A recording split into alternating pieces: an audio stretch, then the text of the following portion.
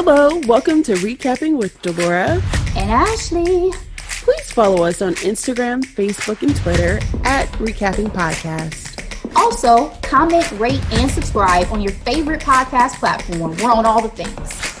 We would love to hear your ratings of the movies and shows we review. Email us your audio file to recappingpodcast@gmail.com and we will play it during the show. Or DM us on Instagram and we will post and read it on air. Thank you guys so much for listening. Thank you. Girl, we are back. Been a week. Missed you. And very, very Black.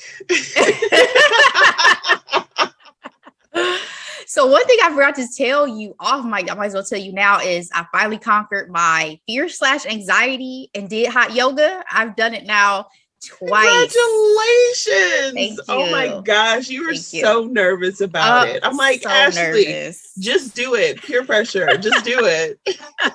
No, I was so nervous. Like I told you, the main thing was just like, hold on, it's hot in here, but how hot exactly does it get? Right. It was just, I don't know. It was just an anxiety about exercising in possibly extreme temperatures. But no, to your point, did it, made it through both times. Pros, any form of exercise, I really enjoy. Yoga in particular, I've always been a fan of, you know what I mean? Just that movement and relaxation is nice. I seriously believe you get a deeper stretch in hot yoga. I cannot say I felt that just yet, but I will say that I felt quite accomplished once I was done, because I'm like, I did not sweat this hard for nothing. Exactly. Yeah. But as a Black woman, again, it's your fat cry. I made every part of my body cry when I left those yoga classes. I was like, whoo, okay. But as a Black woman, again, we talked about hair. That was my main thing, especially the first time I had those heavy, crazy box braids. So that was not fun. Right now I have 2 French braids. So this was much easier to deal with doing a hot yoga class. Thank you. But it's breakouts for me, Delora. I don't know if this is going to be my primary form because I'm experiencing some breakouts. But yeah, I'm glad I did it. Though. It's always the initial, though. It's like getting a facial, right? You just have to, your body has to get used to it. And that level of sweat, my body's like, no. And then my instructor, have to be sure to exfoliate too. So I shower and clean my face immediately after class, right? But my instructor this time also put one of the blocks in front of my face during one of the poses. And I was like, I guess I'm gonna do this. In hindsight, if I had been thinking, I would have never done that, because I never have bumps on my face, and I have one bump right here that's just like, that's from that freaking block. I will never do that again. Sorry. Yuck. Anyway, we were gone for a week, guys. Hope you missed us. We missed you. We missed you so much. It was Delora's birthday week, though. Delora, what'd you get into? Whoop, whoop. Oh my goodness. Major birthday. Yeah. It was wonderful. I spent it here with the hubsters and baby girl. And it was a perfect day because we went to the art museum and we had lunch there. And then we also went to a really nice steak dinner, because I told Dave, I was like, I really want a good meal, you know? Yes. And it's a must. I feel like that's a must on your birthday. Absolutely. We spent way too much money on food. Amara, she got a steak herself and potatoes for dinner. Wow. 3-year-old. And mind you, I actually told Lauren, friend of the pod, this week, actually, I was like, it was actually a birthday gift to have my 3-year-old behave extremely well at a steak restaurant. You know what I mean? Like, happy birthday to me. She's a gem of a 3-year-old. She's a gem of a 3-year-old.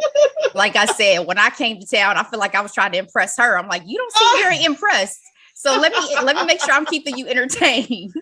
And we all got a chance to hang out on Thursday with Eric and Kylia, other friends of the pod, our dear, dear friends moving to bigger and better things in California. So y'all enjoy.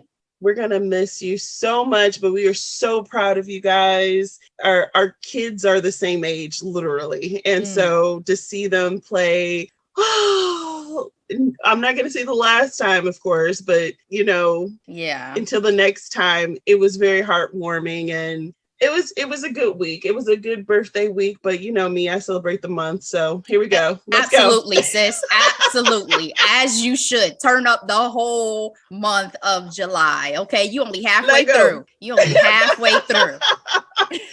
Very nice. Well, as I mentioned to you, I was also enjoying myself a little bit because I took a little vacation last week. Yes. Raleigh, North Carolina. It was my first time ever going to North Carolina. I went to go visit my cousin Brandy and had a really good time.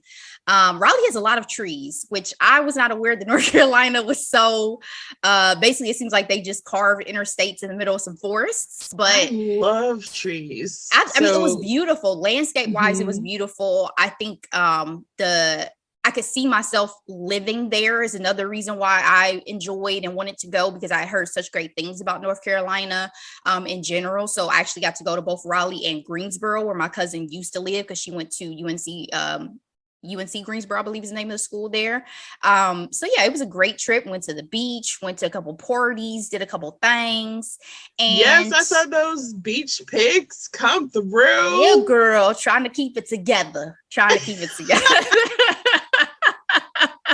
Yes. So yes, had a very good time. So I'm glad we both got to live a little life last week. But again, we're back and we are here to talk to all of our lovely listeners. Yes, with a very juicy recap this week. Ooh, so juicy, honey. Let's do a quick review that we have gotten that we have not read off yet. Via Apple Podcasts as usual. Guys, please give us a rating and review if you have a chance. And this one is from my girl. Thank you. This is from my girl Chrysia. Shout out to Chrysia. She's taking it back to Bridgerton, Delora. She says, she gave us 5 stars and said, Ashley and Delora had me cracking up over the latest pop culture news and allowed me to relive my favorite series in their incredibly engaging and hilarious podcast. #fan. Thank you so much, girl. I appreciate it. Chrysia is actually the executive director of a nonprofit that I work with in local Central Florida, which the mission really is to provide free shopping experience to youth in need. So guys, please go out to FromOutsideIn.org to learn more information and donate if you feel so inclined. Yes. Had to put that little plug out there. Of course. All right. The Lord's work. Yeah. From your lips to Jesus's ears. We have several quick headlines today, so let's jump right in. Britney Spears update for this week, Delora. Britney Spears can now hire her own lawyer, and at last check already has high-powered attorney under her belt. So the latest news I saw today is that she feels blessed after having this legal victory of hiring a new attorney. She posted, on her IG saying, listen, it's coming along, folks, it's coming along. She said, new with real representation today. I feel gratitude and blessed. Thank you to my fans who are supporting me. You have no idea what it means to me to be supported by such awesome fans. God bless you all. And it just seems like it's such a great victory coming on the heels of, again, everything we've talked about so far, everything we've learned. It seemed like there was a little bit of a defeat with not being able to remove her conservator that we talked about a couple weeks ago. Yes. But again, this is now showing that the momentum is moving forward. She was able to hire attorney Matthew Rosengart as her legal counsel, and she really wants to get her father removed and is also considering charging him with conservatorship abuse. So Girl. Delora, as the saga of FreeBritney continues, it seems like we're seeing some potential light here at the end of the tunnel. Ashley, I'm so relieved because I'm telling you, when I gave the update 2 weeks ago on her request being denied, that was so heavy. And so to see this flicker of light, this little bit of hope, this means a lot. And absolutely. I'm actually, very much engaged and looking forward to seeing what's going to happen next. Absolutely. And as always, guys, we will keep you posted as we follow this story. Our second quick headline, Delora, Joe Exotic You remember Joe Exotic from the phenomenon that was Tiger King? Something that was literally meant probably to just have a little bit of viewership. Girl, was wildfire during the pandemic. Crazy. So I know it's probably waned from public consciousness, but he just got a court order of a shorter sentence, essentially. A federal appeals court ruled Wednesday that he should get a shorter prison sentence for his role in a murder for hire plot and for violating federal wildlife laws. He was previously sentenced in January 2020 to 22 years. I believe the ruling is that the court should have treated his conviction separately. So now they're basically saying that he should have been sentenced to somewhere between 17 and a half years and just under 22 years. So we'll see if this is really a huge victory for him, because that amount of time doesn't seem like a substantial difference, but essentially he's going to get a resentencing. So we'll see how that goes for him overall, because he's been trying to fight to get released for quite a while. Absolutely. And he was very active in trying to get a pardon from the last administration. Yes, he was. And his fans were quite disappointed. Our quick headline regarding the talk, if our listeners recall, we discussed the talk during the Sharon Osbourne controversy that happened. That hot mess. Yeah. And it has now been announced that Jerry O'Connell, the first man ever to hold a permanent place on the talk panel, is now going to be the permanent co-host. Now, I've seen him being a guest quite a few times since I've been watching, but I think it's interesting that they're choosing a guy to be the replacement. Delora, what did you think about this? This announcement made me smile. I like Jerry. I know you don't rock with Wendy, and honestly, she's been a hot mess a lot lately. And I mean, she's always been, but it's just been very tactless. Wendy Williams, to be precise. Yes. Thank you, Ashley. He's filled in for her quite a bit, and I always enjoyed him. So to see him on a panel full of women, I think he's respectful enough to not dominate, the conversation like most men do, aka mansplaining. He is speak that. Very much invested in all things pop culture, from highbrow to Real Housewives. Yeah. So I think that's such a good point. I think that's what I've enjoyed about him when he's been on the show. He's very self-deprecating. He's very always into and available to do whatever it is, whenever, to talk about great energy. Yeah, and he's like attractive enough, so he's great to look at, right? And but again, and he's married to Rebecca Romaine, so nice couple. I think he's a refreshing choice compared to Sharon, definitely. I mean, compared to Sharon, it is definitely a departure, right? So just wanted to give that update. And then our last quick headline, Delora, is regarding Samuel L. Jackson and Danny Glover. Both Samuel L. Jackson... Both Samuel L. Jackson and Danny Glover, along with two other ladies, Elaine May and Liv Ullman, will be presented with honorary Oscars. So this is for the 2022 award season, obviously, but Samuel L. Jackson will receive an honorary Oscar, whereas Danny Glover will be honored with the Jean Herschel Humanitarian Award, Delora. Wow. Now, these are not going to be presented during the actual ceremony. They'll actually be presented earlier than that and untelevised, but it's still a huge accomplishment for both of these men who have had such stellar careers. Now, I know I can talk trash about the Oscars and I feel some type of way, but I think there's still a respect due to the careers of certain people that I want to see them get those flowers. So that was my thoughts. Did you have any thoughts about this? Major key. Okay. Major key. Like DJ Khaled likes to say. Like, this is so amazing. Yes. This made me very, very happy. I also find it interesting because, Samuel L. Jackson has always been compared to Denzel Washington. And as we all know, Denzel has been nominated multiple times and has won 2 Oscars. And one of the things that I love about Samuel L., besides his use of MFR, is the fact that He's gonna get that check. And yes, he is. He's once said, why don't you choose projects that will get you, an Oscar? And he's just like, I'm not down for the popularity contest. And I remember reading that years ago, not fully understanding, like, oh my God, this is before social media and before the unveiling, right, of everything. It's like, oh yeah, it is absolutely a popularity contest. For sure. In addition to actual talent, which he does have. But, he's going to work. He's going to work. He's going to do everything from Django Unchained to Snakes on a Mother Effing Plane. You know what I mean? I still never watched Django, and I don't think I ever will. I think I'm going to be very, very, very upset if I ever watch it. It is what they would refer to as a tentpole performance by Samuel L. Jackson. I mean, I've heard one of the most notable performances. I've heard. I just can't. Yeah.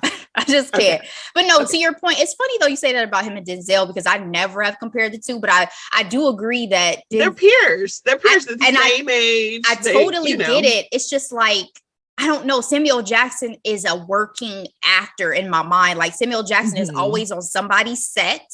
Because Samuel Jackson once said, people were like, why are you always like on a set? He was like, because I work. Like, this is what I do for a living. Many actors take breaks. They have long breaks between projects. He's like, this is what I do for a living. So this is what I do. I go to work. Right. Whereas someone like Denzel probably doesn't work that often because he's probably, sifting through his projects. Offers. Yeah, exactly. And there's nothing wrong with either strategy, but yeah. But Samuel Jackson is has the highest box office rating of any actor in history at this point. Period, poo. Yeah. Period, poo. He is exactly. If you don't expect to see Samuel Jackson pop up in a movie, you're wrong. Like, that's how I be feeling. I be like, I didn't know you were in this, sir.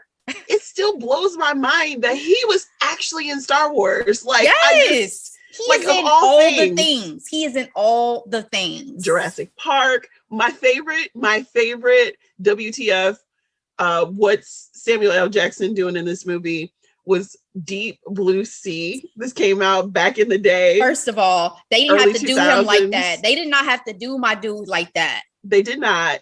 But I was like, he in this movie? They had my dude get ate by that shark so severely. Like, it came up out the water for Samuel Jackson. That movie was ridiculous. It was comedy. It was hilarity at its best. I can only think of LL Cool J, deepest, bluest. My head is like a shark's fin. Like, I can only think of, spoiler alert, this movie's like over 20 years old. First black man to survive a horror film. Seriously. I mean, he had a severed limb, but he made it. He made it. Breath in his lungs, okay? Full consciousness. I take that as a W, for sure. Don't be putting him in Anaconda or nothing like that. But yeah, we made it through the sharks. We'll be trying to get in that water anyway. Because apparently we don't swim. Okay, we're not going exactly. But unfortunately, I live up to that stereotype. So whatever. Delora, that's all we have for quick headlines today. But we about to hop into these hot topics, sis, because we got two of those as well. So the first one is your favorite girl, the royals. Prince William, sis, is being called a hypocrite out here in these streets. He has been criticized for addressing racism in soccer after he did not publicly support his sister-in-law, Meghan Markle, after she spoke about facing racism. The Duke of Cambridge said he was sickened by the racist abuse aimed at England players following their loss to Italy at the Euro 2020 final this past Sunday. Italy beat England 3-2 on penalties after the match ended 1-1 with extra time. So essentially, the three England players who missed penalty shots were subjected to racial slurs online. And I quote, "It is totally unacceptable that players have to endure this abhorrent behavior. It must stop now, and all those involved should be held accountable," he wrote on the Duke and Duchess of Cambridge Twitter. While William has been outspoken on the matter of racism in soccer, Delora, he defended his family after Meghan Markle and Prince Harry spoke about her experience with racism in an interview with Oprah Winfrey on March 7th of this year. During the interview, one of our favorite hot topics, though. Go check that out. It was so hot in these streets. And it's also Emmy nominated. So during the interview, during the interview, as we recall, Meghan said the royal family had raised concerns about how dark Archie's skin color was going to be. They did not name names, but they said it wasn't the Queen or Philip, right? William's response was that we're very much not a racist family. Delora, give me your thoughts. It actually feels like gaslighting at its best, right?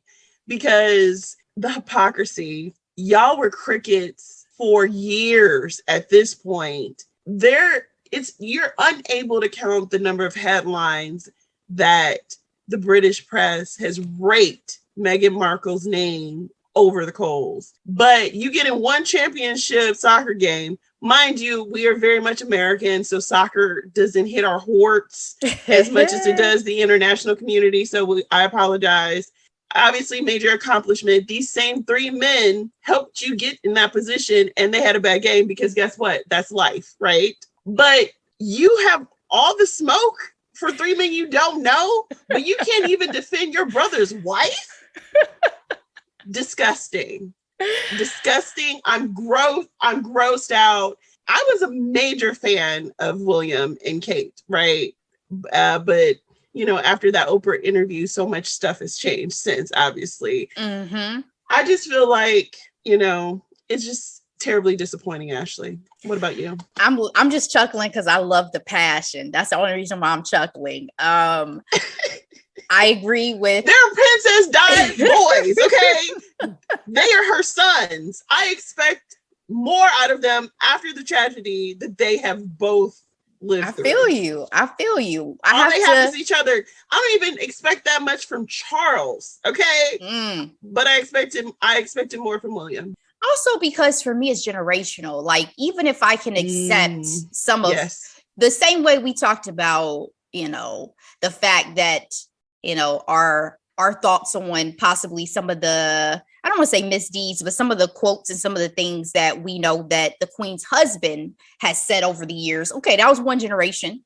Mm-hmm. Then you got Charles under that. The man was almost 100 years old. Exactly. That's what I'm saying. Yeah. Generationally, that's why I'm putting respect on his name. May he rest in peace. We've talked about some of the things that he may have said or done in the past. Mm-hmm, then, you have Charles under that. Okay, but William, you and our generation, sir. Like, I do expect more from you because you are growing up in a different era, right? Absolutely. So that's one thing. Higher level of consciousness. Exactly. And then to your point also, why did Harry get all his mama's genes? Like, why did Harry? All of them. Why? The compassion. But guess what? That star power, that it power, that je ne sais quoi. Because guess what? All the things. At the end of the day, Harry always made a bigger splash than William. Even when Harry was in everybody's good graces. Yeah. And he's the cuter one now too, which girl with the hair used to, and unfortunately, the body. I know people used to swoon over William, but yeesh. I know, but I say the body because one of my favorite interviews post Harry and Meghan leaving, the royal family was his with James Corden, and they did that obstacle course, and his army training has not left him, you know what I mean? And so you have this young, vibrant, handsome, charming prince, the brother, and then you have his older brother. So that's all The one thing I always used to try to give him credit for was, he grew up knowing that the crown was going to be passed to him. So there's always that additional layer of expectation being in line. I got that. But this is something I cannot give him a pass on. You know what I mean? I just can't. I can't give you a pass. I wanted to read one more thing before we move on to our second hot topic too, which is that this is not the first time that he has pointed out racism in soccer. Delora, back in January, apparently he did this ish as well. And let me just read this quote, guys. He said, "Racist abuse, whether on the pitch, in the stands, or on social media, is despicable and it must stop now. We all have a responsibility to create an environment where such abuse is not tolerated, and those who choose to spread hate and division are held accountable for their actions." Ashley, I have two things to say to that really quick. Go ahead. One, I really want to know what Meghan and Harry are thinking about this. You know what I mean? Post everything. And then two, I just find it, again, so rich that you could talk about this. And this is social media. Like, again, Harry did allude to the royals being afraid to speak to the media because there's this like love-hate relationship between the royals and the media. But they used Meghan as low-hanging fruit to cover up all their scandals. And it's just very rich. But very it's just, rich. Where's this compassion? You have such compassion for strangers. Yes. And you're not putting that out there for someone who joined your own family. And again, you're talking about we all have a responsibility to create an environment where such abuse is not tolerated. It should have appalled you to think that there was someone who was experiencing such abuse within your own family structure. And not even, let's even take out the color aspect of it all with her being half Black, her being an American, that there's racism in that too, right? Like British looking at Americans in a very, negative lesser light. than, yeah. Exactly. You could go that angle too. It was just compounded because, these are the same people who, descendants of the one drop rule became very prevalent over here. You know what I mean? I mean, to your point, but no, because I was going to say to your point though about the other obstacles that she was facing, it wasn't just race, it was also classism. It was also a lot of factors because she's not coming from this upper crust family. She's coming from a totally different environment. And remember how much that was a big deal with Meghan, with Kate. And Kate came from middle class family in England, right? But they had to work. They were working class, but they were wealthy enough to send their daughter to school. But they didn't come from the blood. Exactly, no, because they were like business owners, right? They're like their own. They're entrepreneurs. So yeah, it's very interesting. But I just had to put that quote out there because again, I think it's interesting to say such things, and then again, I understand the criticism. I understand where it comes from, and I still hope that there can be some level of reconciliation in that family. I really do. I really wanted Meghan to wear a tiara one more time outside of her wedding. You know what I mean? Like, that's me being, again, I understand the damage that monarchy has done around the world. Okay. Ish. But unfortunately, I have been programmed like most girls, courtesy of Disney, love the idea of, ball gowns and tiaras and all that. The damn Princess Diaries is still one of my faves. Girl, so yes, you kind of get sucked in the fantasy of it all, but according to Meghan from that Emmy nominated interview, she was more like Ariel, where she felt like she lost her voice to be with the man, and at the end of the day, it's like, no, keep your voice, sis. Keep your voice. That made me sad.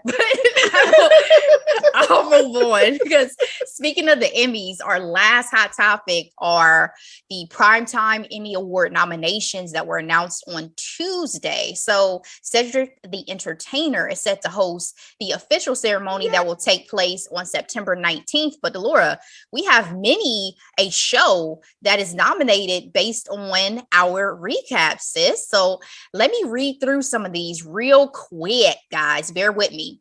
So I'll start with Outstanding Lead Actor in a Limited Series or TV Movie. And this is coming courtesy of CNN.com.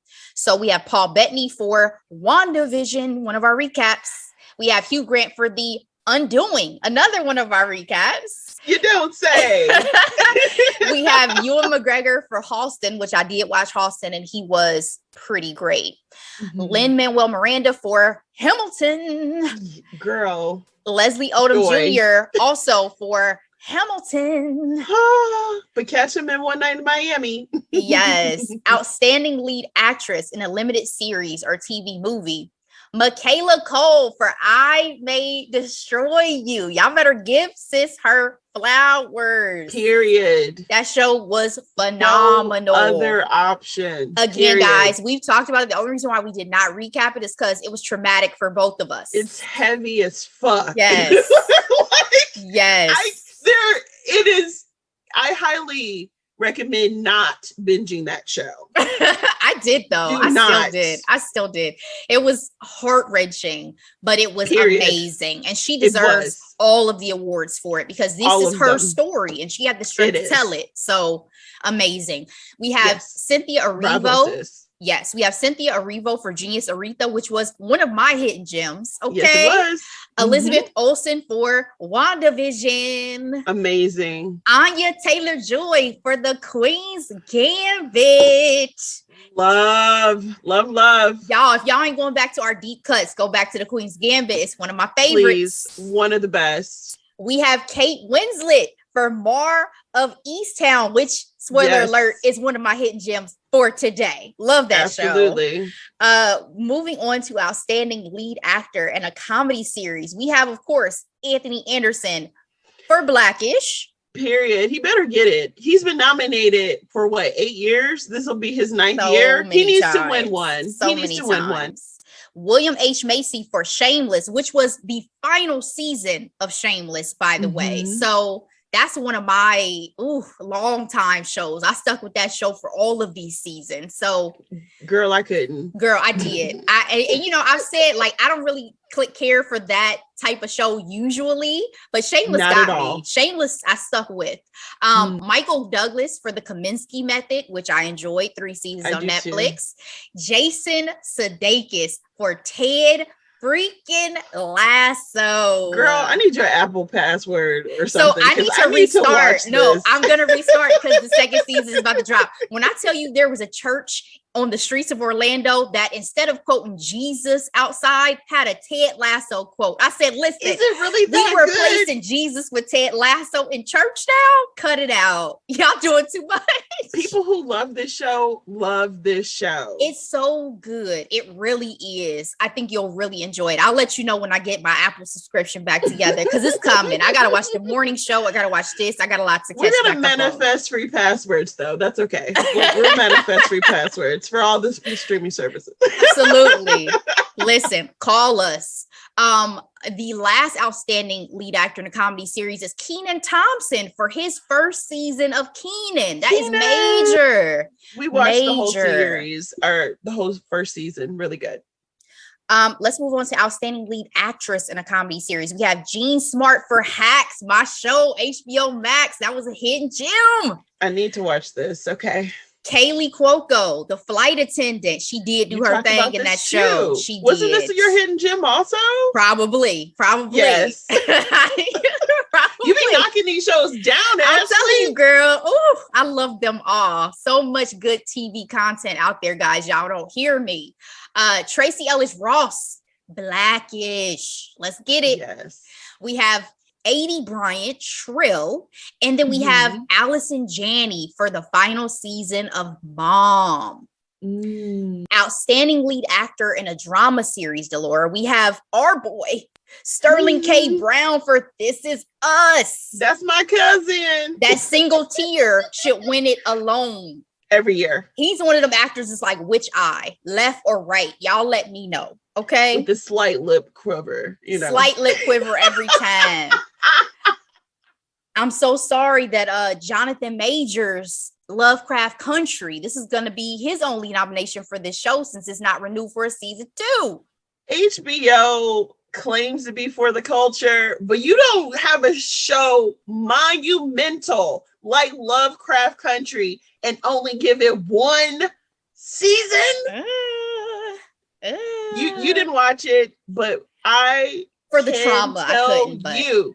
But no, it is that show. I got you. You know what it is? Phenomenal. I need to watch it with somebody. So next time I'm in town, I'm coming to your house and I'm gonna watch it with you.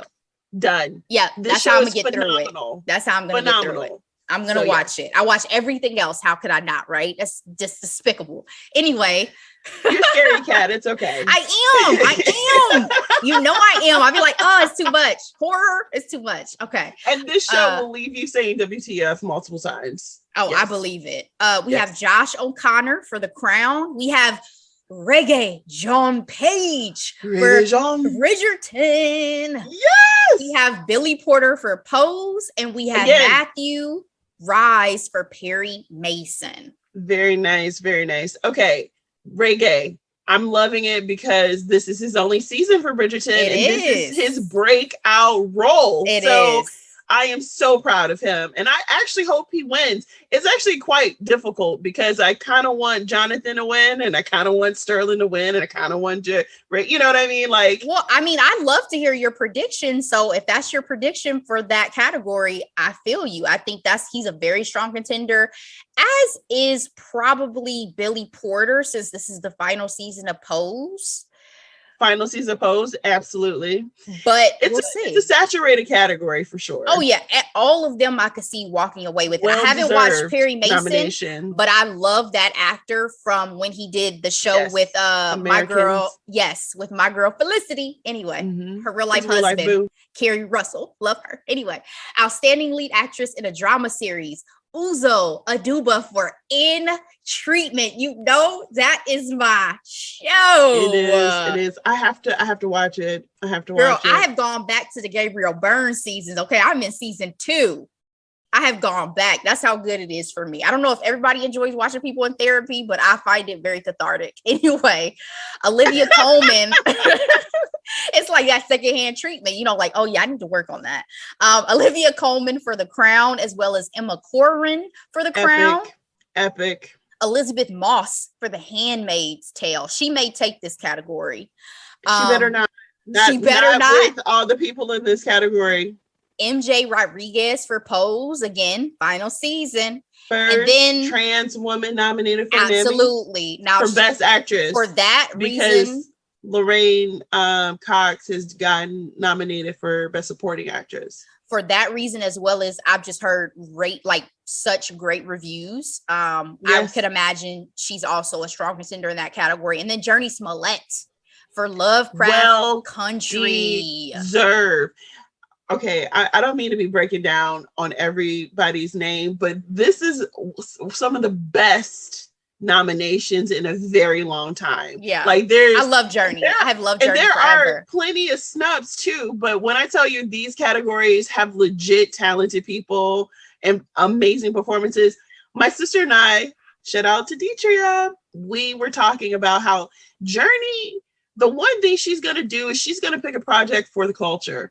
Everything from Lion King to East Bayou, which is to the epic, Underground legendary, Railroad. To Underground Railroad. And when I tell you Letty is going down in the Black canon of pop culture, characters, is going down, period. Yeah. Bravo, Journey. Bravo. And can I just say, she's always somebody who I lived for her hair, but I'm loving the shortcut on her. I think she is in her best season of her life. Her fashion is on point. The melanin is popping. The performances are stellar. This has been my girl that I followed since we were children, right? So to see this, I remember when she was on freaking Full House. Girl, me too. Michelle's best friend. I still see them clips and I'm like, oh, Journey. Exactly.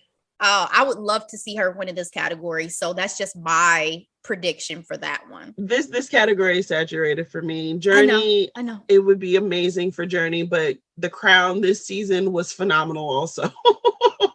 And they love anybody portraying the queen. So I know, but I'm bored. And you had Princess Di. I get it. Emma, I get it, but I'm bored. Anyway, I'm going to skip over outstanding reality competition series, even though shout out to RuPaul's Drag Race. That is my ish. Always and forever. An outstanding variety talk series, Daily Show with Trevor Noah. Shout out. Do your thing, boo.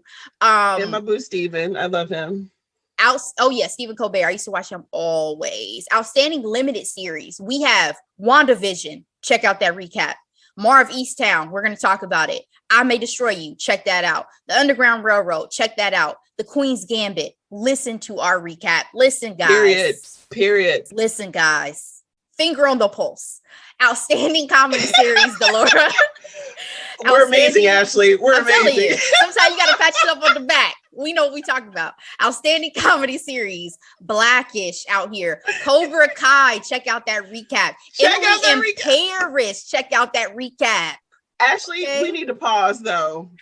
Go ahead. You know good and well Emily in Paris should not be an Emmy nominated show. I know. But how can they deny an Emmy when it was Golden Globe nominated? I'm Girl. just saying. If y'all want to just hand out awards, I mean. We are very, even though we like good stuff, obviously. Check out, we have 33 recaps at this point, right? We do. Or 33 episodes. Yes.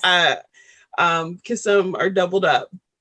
But we are also very much self-aware, and Emily in Paris is just not it. It just simply is not. Listen, just like today's recap will be, there's certain things you do because it is just an enjoyable bubble gum type of show. And we said that during that recap. But again, if y'all handed out awards and y'all want to put Emily in Paris in contention, check out that recap, okay? And hear what we have to say about it, because we have a lot to say about that.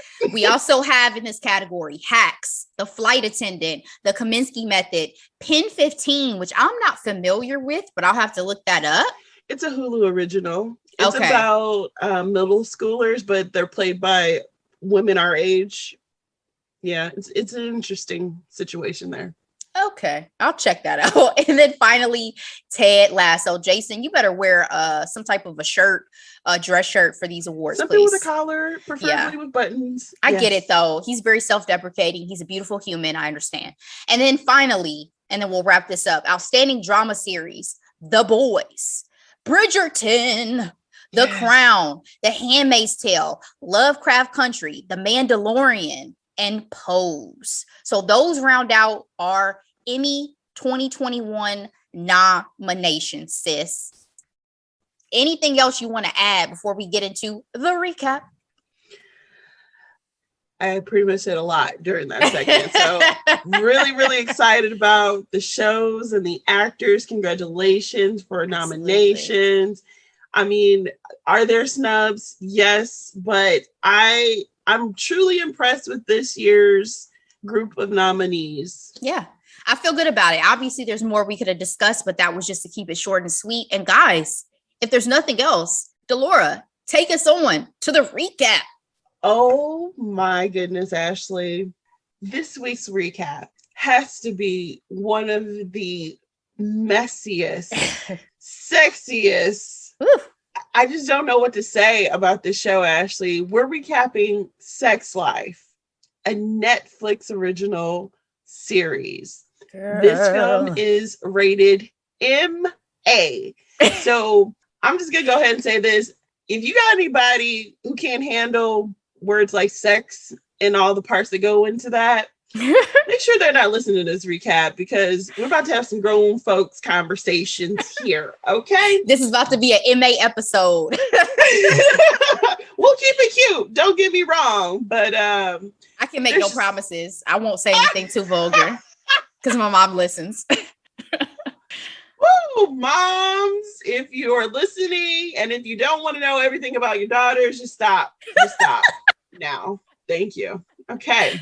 This is why I didn't drink hard out liquor today. I'm only sipping wine. Period. I am drinking ginger ale right now. So I am very much try to keep it aware cute. Of what I'm saying. Okay. Try to keep it cute. All right. TV MA. This movie premiered literally June 25th. So we binged the mess out of this show rather quickly. This is a drama. It comprised of 8 episodes, approximately 45 to 52 minutes. The summary of the show: a suburban wife and mother takes a fantasy charged trip down memory lane that sets her present on a collision course with her wild child past.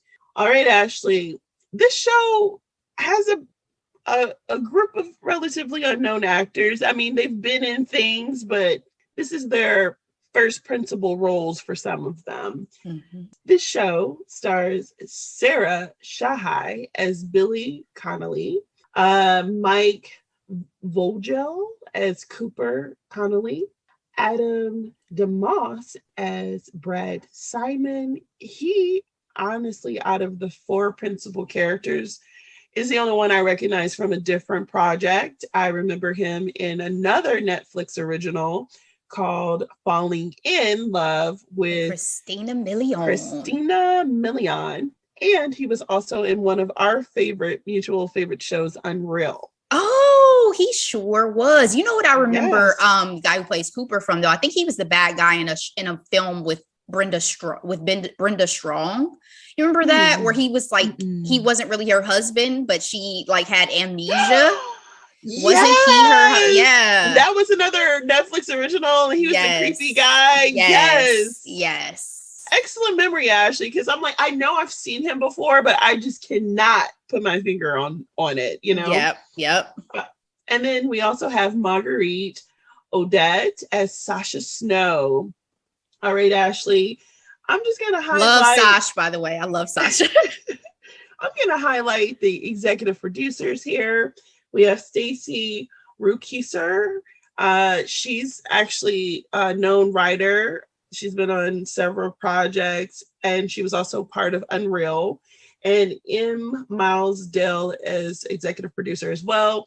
And he was a producer on The Shape of Water. So I thought that was interesting. Another sexy kind of film, but just with I never watched it. Yeah, I never watched it. Girl, I saw that mess. A little weird when we start to get to creatures, but okay.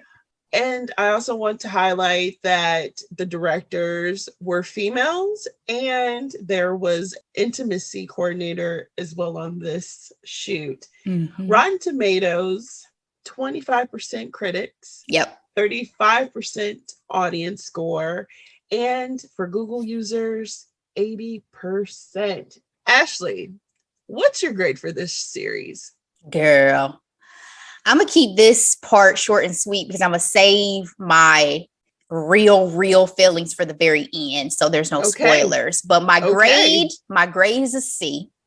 Okay. And I gave it a C because while this show was toxic as fuck, lacked substance and real depth, it was sexy as hell, Delora, and taught me a couple new things. Period. Woo!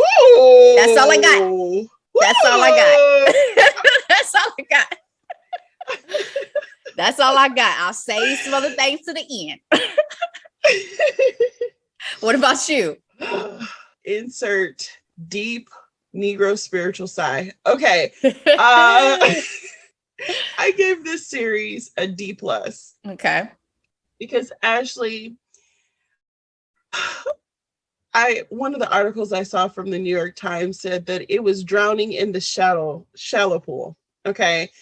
And that's pretty accurate. Absolutely. When I was the one that told you about this show initially. And in our original text conversation, I was like, Ashley, have you watched Sex Life? It's new on Netflix. It's trending. You're like, no, what is it about? I said, this is a porno. It's a porno that has a storyline to justify the sex in it. You know what I mean? What I will say without giving any spoilers at this point is that it is very women-centric. Okay.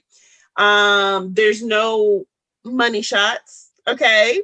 You know, when it comes to the interactions of the couples, and the woman's pleasure is paramount, right? And even again with the actual dialogue that's in between the sex scenes, okay? Potentially to the detriment of everyone else involved. It is about her pleasure. You're damn right. It is about her pleasure. I'm keeping my words clean till we get into it. And it highlights some of the struggles that women go through, frankly. And so with that, we're going to go into our spoiler alert.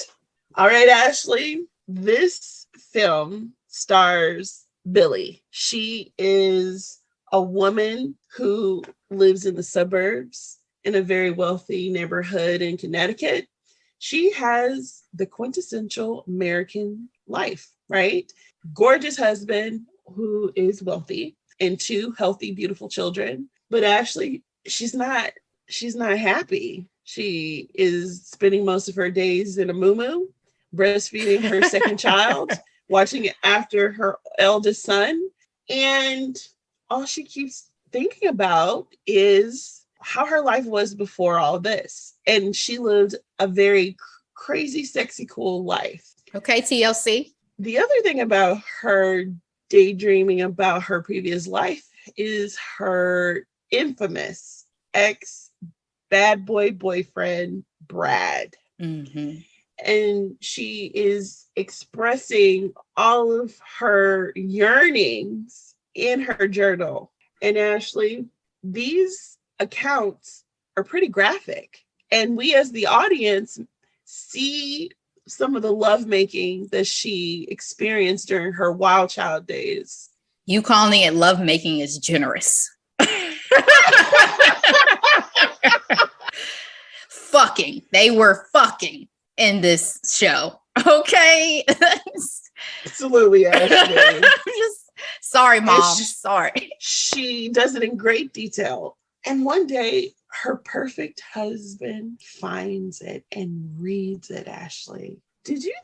What did you think about the husband reading her journal? That is a very good question, because I wondered about privacy. Like, this has come up so many times in terms of dynamics that I've heard about and seen with regards to marriage and whether people should share passwords and all this and that. And to me, and this is me talking as a non-married person, I do think some things should still be kept personal and private. Like, I get that we are a union and that we are one, but you telling me that even my diary is open and available for your consumption? Had that agreement been made previously, or did you just, or were you looking for something else? Like, they never really explained it, but based on what was in her diary, I couldn't even really take the minute to be upset with Cooper. It was more so like, well, if you had never read this, I don't know what would have happened. Exactly. And one of the other questions I have for you, Ashley, is it her fault for not locking her computer, or is it his fault for being nosy? I mean, again, we don't even know, does she store other things on that computer? Could it have been that he was looking for something else? I don't know what the circumstances are, again, behind who mainly uses that, if that's her personal laptop. But again, if you have a laptop that is available in your house, sitting on the kitchen counter, then I guess it was fair game, sis. And I guess you should have known not to put stuff like that on your computer. I mean, I guess that, again, I don't think it's right. I think something should be kept personal. But again, based on what was in it, I wasn't even mad at Cooper. I was like, bro, like, I feel for you. That's fucked up. Wow. And so one of the things I didn't mention up until this point is that she's yearning for her wild child days because her sex life is not it. Her husband just seems uninterested in sex, and she makes passes at him, and he would rather watch football, Ashley. That was upsetting. Than actually engage in being with his wife. That was upsetting. And I had in my notes that Cooper stopped appreciating his wife at this point in their marriage, right? That you're in the midst of it and you kind of moving her to the side or laying her down so you can see the TV. And what type of man is he? I've never... I mean, never known a man to be like, oh, no, thank you for the cookies. Okay, I don't know if when you've been married for, 8 years, been together for 10 years, you have 2 kids, he's tired, he's commuting back and forth. I mean, it's no excuse, because again, I do think in that moment he should have been paying attention to his wife. But Delora, one thing that bothered me even here is the lack of communication. If you want your husband to slay you, then you better open your mouth and say, listen, I need you to dick me down real good tonight. Period. But see, here's the thing, Ashley. Again, this show is catered to women because Billy was going through what a lot of women go through postpartum.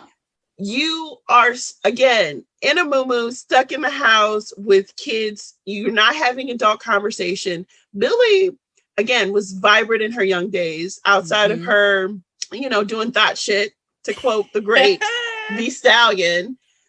She was going for a PhD. You know what I mean? Like, so she's an intelligent woman. Exactly. And now for some women, and I can speak to this firsthand, you feel a little bit reduced to being a milk machine. And it's like, there has to be more to life.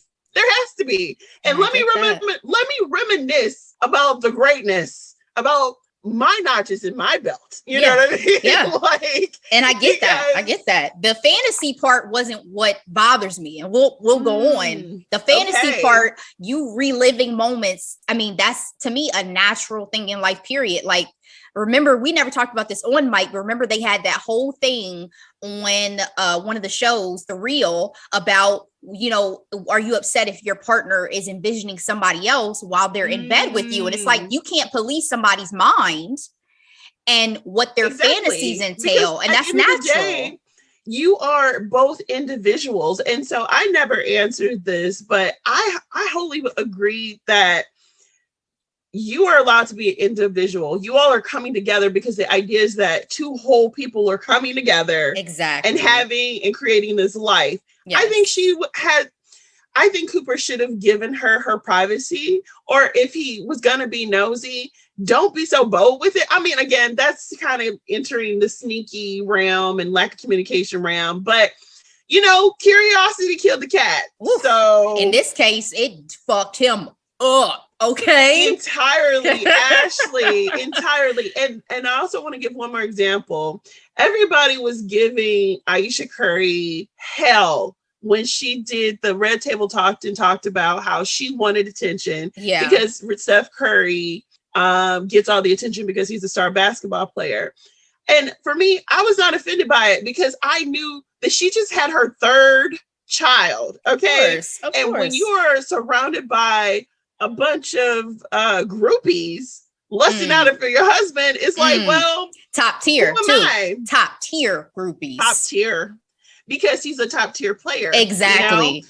So, you know, it leaves you feeling like, but what about me? Don't I still have it? And one of my favorite, my exactly. And one of my favorite explanation to how she was feeling was like, Ayesha Curry happens when you don't have a whole face. And I can agree to that and understand that. But, well, clearly, you know even in this case, if you have a whole phase, it may not always work out for you, sis, because then you longing for them good old days, which is another question that I'm sure we'll get to about whether or not your whole phase is for your best benefit.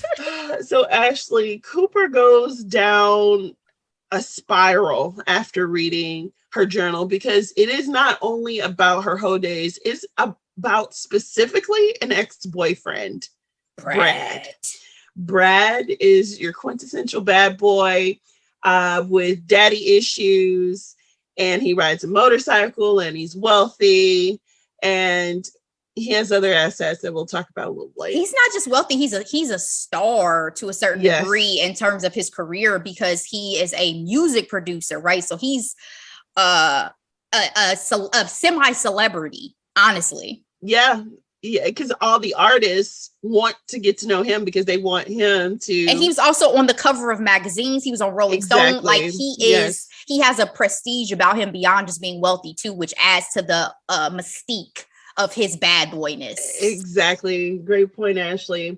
And in this spiral, Cooper, the first time they do have sex, it was uncomfortable. Ashley, he was like all mine. I was like, was this in the sense of the aggression of it all? Because after a while, she did not enjoy it, but she also didn't tell him stop. She told him specifically, do not stop. I don't think she was not but at the end, he gave her a black eye practically for putting her face in the courts. Okay. Yeah. So I think that in that case, it was the first sign of a deterioration of Cooper. I literally put in my notes, parts of Cooper started changing from that first read and that fuck on the kitchen counter, because this is a side of his wife he didn't even know existed. He's like, who are you?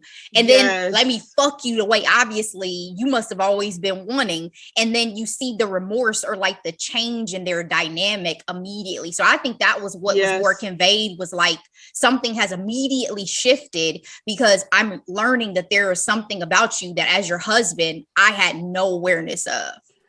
And so, Ashley, I'm glad you brought that up because instead of talking to Billy about what he read, he thought it was a good idea to recreate some of the moments, escapades she and Brad had. One most notably being doing it in a pool, and they almost got caught by the popo because it was one of his clients' houses. That was the first time he went down on her since she gave birth to their second child. Girl, in 18 months. Girl. I said, say what? 18? What are we saying? Lord Jesus is a fire. Okay. If y'all can see my face, I am distraught. Turning red. Okay, I am black and I am turning red right now. Lord. And again, she was missing what she referred to as that love bubble rush, wanting to be desired, wanting to be loved. And again, Cooper just felt like, well, let me keep reading this journal. Mind you, in one of the instances, he dropped a nut because reading how detailed her journal was, I almost questioned whether or not he was DL, actually. Like, he's not interested in his wife, right? And I didn't know that's a different perspective because I did not have that thought at all. What I saw it as was like a shameful excitement. It was almost like this is even turning me on, but I feel horrible because this is my wife, right? And I'm not supposed to want to or be thinking about her in these ways or enjoying. But us. So let me say this. I have read and watched every single 50 Shades book and film. I stopped at the third book. I had to finish it out, not because the writing was great, but I had to finish it out because I need to know how it ended. That's just how my mind works. But let me say this show did it for me way more than 50 Shades of Grey. Girl, the fact that this is available on Netflix when you had to start, well, you didn't have to look that hard, but you had to read the books and then you had to wait for the movie. Like, exactly. So let me say that I didn't blame Cooper for getting turned on by his wife's diary because clearly this was some hot fire pornographic entries. Exactly. And who's to say that Cooper, because you're talking about whole phases, Cooper never had a whole phase. He's a very clean cut man. Who's borderline Captain America type. Borderline Captain America. No, for real. He is kind of Captain America-ish, but I like him better. Anyway, so I do. I know, not Chris Evans. Not Chris Evans. Okay. I'm like, I know you're not coming for the best Chris. Evans. I know you're not coming for the best. You put Chris Evans in front of me in real life, we have a whole different story. Yes. With that beard and that chain. Chris, you be knowing what you be doing. Exactly. I mean that mentality, that type of person. So who gets off on being the perfect guy in some ways. So I'll say that I think that there were unexplored sexual desires that even he had that maybe he had never tapped into is really my point about Cooper. Excellent point, Ashley. So one of the things that I want to turn to now is Billy's best friend, Sasha. Sasha is the first things first. I'm the realist. Like, that's my girl. Anyway, she is the black BFF. I hate to say it like that, but that's what she is in this story. She is. And she's kind of the borderline magical Negro because she has all the wisdom. You know what I mean? Somebody had to. Shit. But she's very much fun-loving and funny and sexy, just like Billy. And the only difference between the two of them is that she has not settled down. She had went on to finish her doctorate in psychology at Columbia University. Exactly. So these are high accomplished women who enjoy having a good time. And also, Dolores, she knows who she is and she has some sense. Can I just say that? Absolutely. She knows who she is and she has confidence in it. And she doesn't feel like she has to mold herself into anything. And that's invaluable. Okay. And this will be a theme that is brought up throughout this recap. So Ashley, most of this recap is going to be highlights of the fuckery of the show because so many things happen, right? And one of them, besides Cooper reading Billy's journal, the second most explosive thing that has happened is Billy confiding in her best friend about what Cooper did and how most of it's about Brad, who is the bad guy and the worst ex. She finds out that her best friend is sleeping with her ex, Ashley. Yeah. I had in my notes, Sasha was the realest, except for the whole fucking Brad situation. I was going to ask you, Ashley, was Sasha shady for sleeping with her best friend, serious ex? Okay. Yes. Girl code. I know that they blur the lines. Period. I know that their relationship in particular, they really blurred the lines with that. And I totally understand. It has been 10 years. Billy is married with 2 children. But I think there's something to be said for never fucking someone that your best friend once loved. And this was not just an ex of, oh, we messed around, oh, we had a good time. This was arguably the love of Billy's life. And so that for me is always off limits, always. Yes. I don't care if I've been married 20 years. If I find out y'all in a retirement home fucking, I'm coming over there and I'm cussing you out. Ashley, I couldn't say it better because I am a huge believer in girl code. Honestly, I don't even believe in having the same crushes when middle school. Okay. So it's like you pick your dude over there and I pick my dude over here. Yeah. And I think a lot of my female friendships that I have survived for as long as they have because we don't have those type of issues. Like we don't have the same taste in men usually and things like that. Cause it does get messy. I'm not one to play that game either. I'll fuck you up. Period. So, mind you, Billy is confiding to Sasha about Cooper reading her deepest, darkest memories, sexual memories of Brad. And to find out, on the other hand, that Brad is literally spending the night at Sasha's house. With a big old smile on his face. Ugh. Exactly. Billy was caught off guard. But then quickly, because there's girl code and then there's probably hoe code. They were like, oh, it's fine. It's fine. No, legit. We can be tonal sisters. It's okay. Well, as we see, even in some flashbacks, they did some things together that, yes, they had a different type of relationship. And so apparently Billy's okay with it. But Cooper is simply not okay because he stalks Brad. Yeah. He finds his place of work. He follows him to the gym. Yeah. And Ashley. Mm-hmm. Ashley. Mm-hmm. Episode 3. 19 minutes and 50 seconds in. No, we time stamped it. Cooper saw that thing. Yeah. Okay. Swanging. Mm-hmm. Ashley, are you a size queen? I'm just playing. Do not answer that question. Jesus. Do not answer that question. No, let me answer. Listen, no. I will answer. You do not have to, friend. You do not have to. I will answer. Listen, I think there's a beauty for what fits you.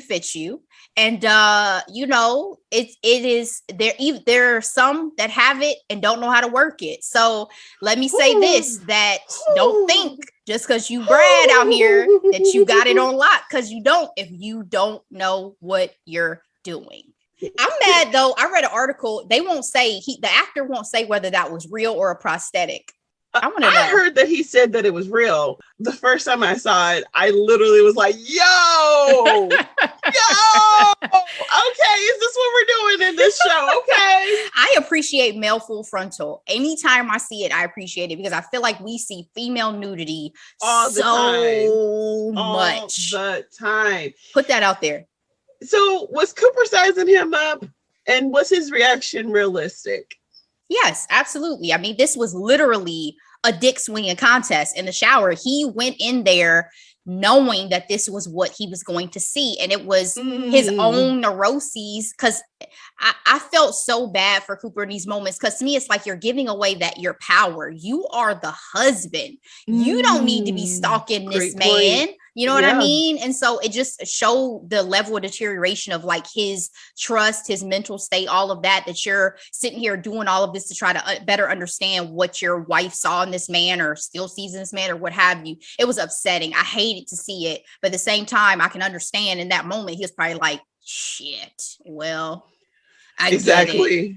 I get it. But you know, Ashley, I don't know how well it was explained at this point. She not only didn't express her whole phase, like she didn't tell him where the bodies were buried, okay, or how many there were. Anything. But she didn't even tell him about her last relationship, which was Brad. And part of the reason why, and as we go throughout this show, they have some serious baggage. First, he's emotionally unavailable because of his parent issues. His father left. His mother remarried a man he did not enjoy. He's mean. And the stepfather. Yeah, he was mean. Yes. And Ashley, he was just unreliable. And Billy put up with a lot being in a relationship with Brad. And more is going to unfold, and I'll get there. But this is Cooper really taking in a lot. It's like he was drinking from a freaking fire hydrant at this point and unraveling, as I mentioned previously.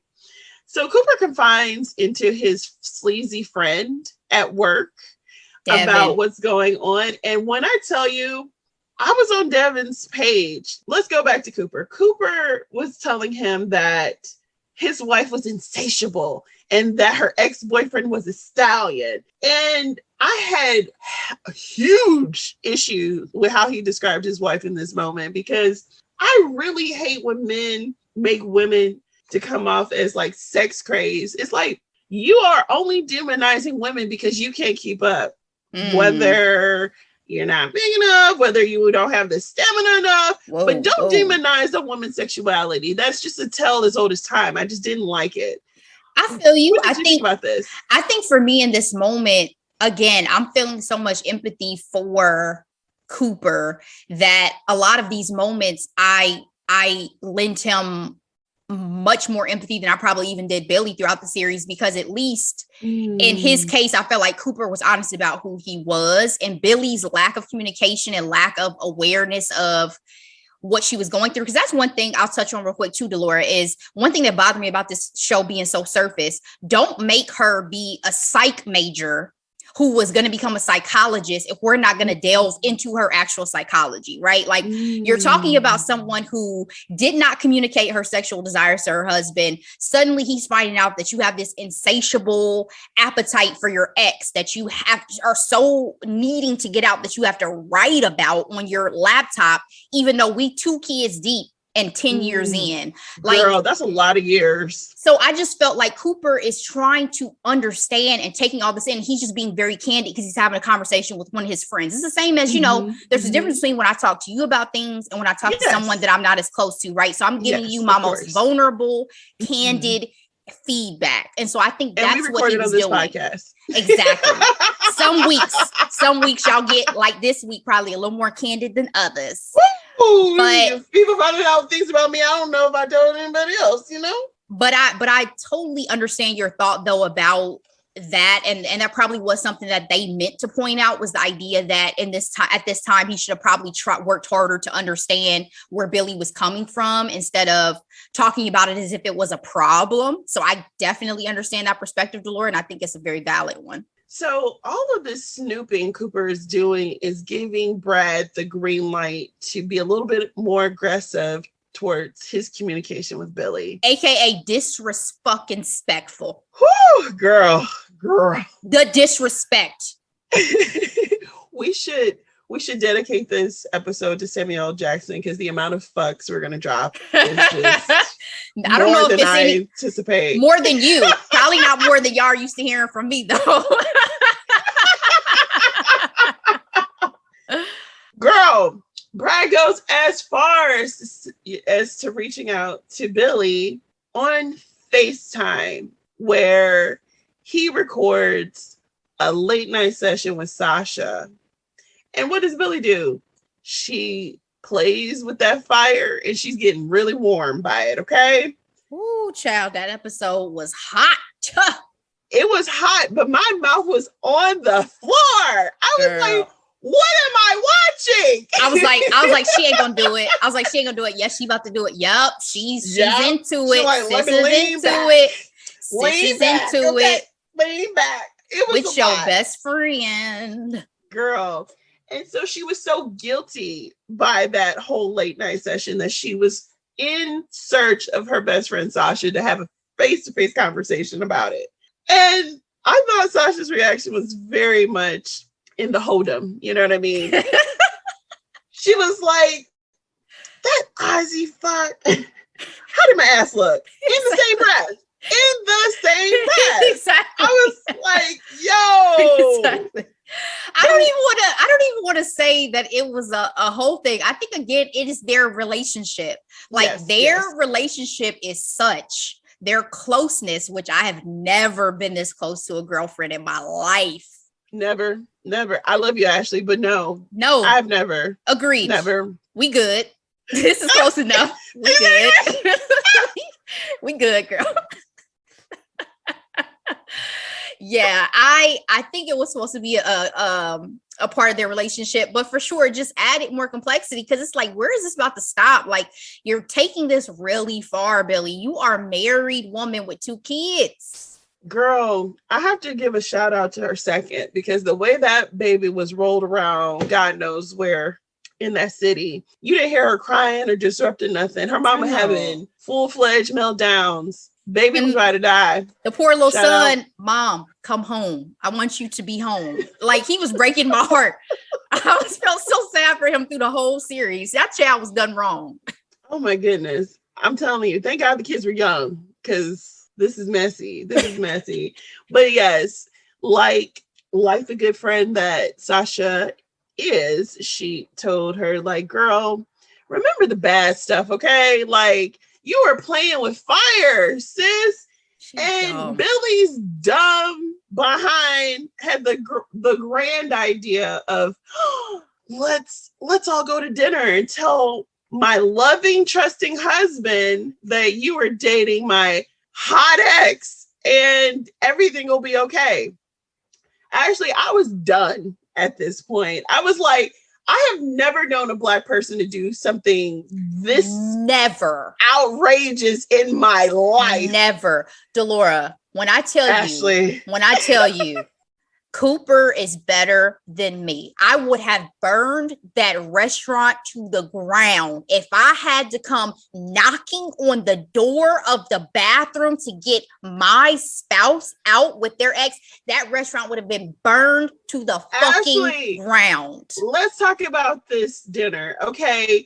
The fact that he's even sitting across from her, Cooper should have been like, no, I'm the one that's going to be face to face to this man, right?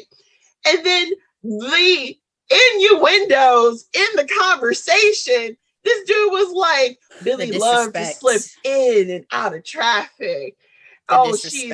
When she wants something, she's very persuasive. And then I was so outdone.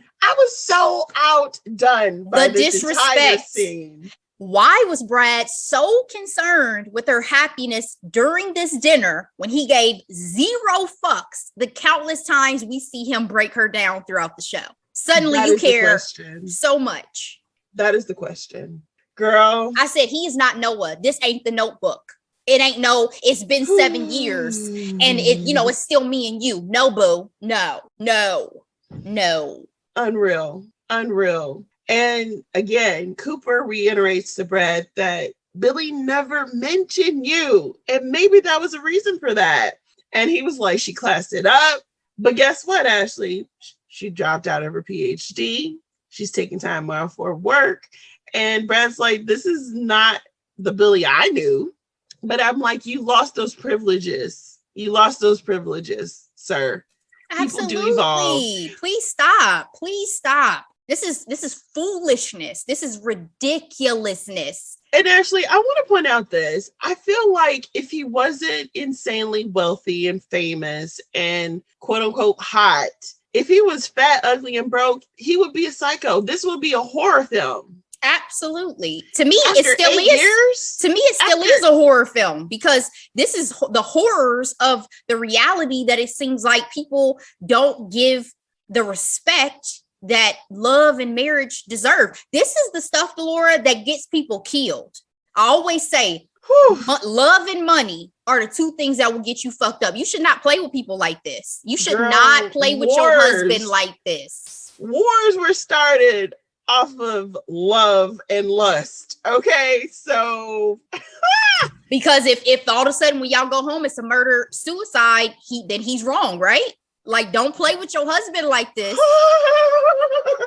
you playing too much, Billy. You playing. But actually, I kind of felt like Brad was a bit of a vampire. Like, he just was like trying to like glamour her into his lair so he could sink his teeth into her. Okay. Disgusting. And so he kept doing things again, like she went to the restroom. He goes into the bathroom, locks the door. Her husband is pounding on that door. Burned that restaurant to the ground. And her weak ass apologies, Ashley, was just too much. Like the white lies or the omitting of the truth, definitely guilty. Guilty, sis. Cry me a river. Why was she always crying? Always.